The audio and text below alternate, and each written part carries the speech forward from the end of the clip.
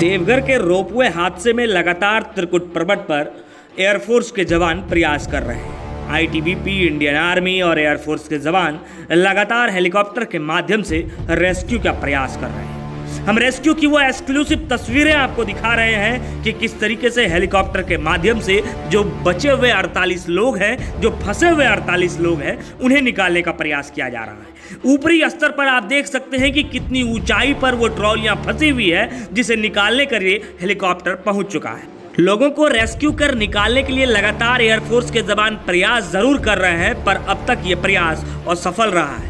लगातार वो प्रयास कर रहे हैं कि बचे हुए 48 लोगों को वहां से निकाला जाए, लेकिन ऊंचाई होने की वजह से और तारों की वजह से हेलीकॉप्टर वहां तक पहुंच नहीं पा रहा है। ये सीधी तस्वीर और एक्सक्लूसिव तस्वीर हम आपको दिखा रहे हैं कि किस तरीके से हेलीकॉप्टर उनके नजदीक जरूर पहुंच चुका है, लेकिन उन्हें अब तक निकाला नहीं गया है, क्योंकि तारों की वजह से वो नीचे नहीं उतर पा रहे। और ये वो तस्वीर है जहां एयरफोर्स के जवान, आप देखिए कि किस तरीके से तारों के माध्यम से हेलीकॉप्टर से नीचे झूल रहे हैं और वहां तक पहुंचने का प्रयास कर रहे हैं, लेकिन अब तक वहां तक पहुंच नहीं पा रहे हैं। पहला रेस्क्यू जो किया गया उस वक्त भी वहां नहीं पहुंच पाए और दूसरी बार भी वहां से खाली हाथ उन्हें वापस लौटना पड़ा है। लगातार वो प्रयास कर रहे हैं कि वहां तक पहुंचा जाए, लेकिन अब तक सारे प्रयास असफल रहे हैं। हम आपको बता दें कि इस दुर्घटना में अब तक 2 लोगों की मौत की पुष्टि हो चुकी है, वहीं 48 लोग अब भी ट्रॉलियों में ऊंचाई पर फंसे हुए हैं, जिसे निकालने के लिए तमाम एयरफोर्स के, इंडियन आर्मी के, आईटीबीपी के जवान एनडीआरएफ के साथ वहां पहुंच चुके हैं। सुबह से ही वहां के डीसी मंजुनाथ भजंत्री वहां कैंप कर रहे हैं और लगातार तमाम लोगों को दिशा निर्देश भी दे रहे हैं।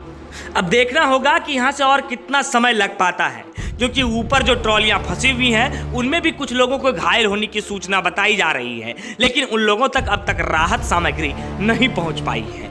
कल शाम के करीबन 4 से 5 बजे की ये दुर्घटना है और आज यहां पर 12 घंटे से अधिक गुजर गए हैं, लेकिन अब तक राहत सामग्री वहां तक नहीं पहुंच पाई है। सुबह झांसी से छोटे हेलीकॉप्टर मंगाए गए हैं, जिसके माध्यम से ये रेस्क्यू का प्रयास जारी है। देखना होगा कि कितना और समय लगता है इस रेस्क्यू को सफल होने में।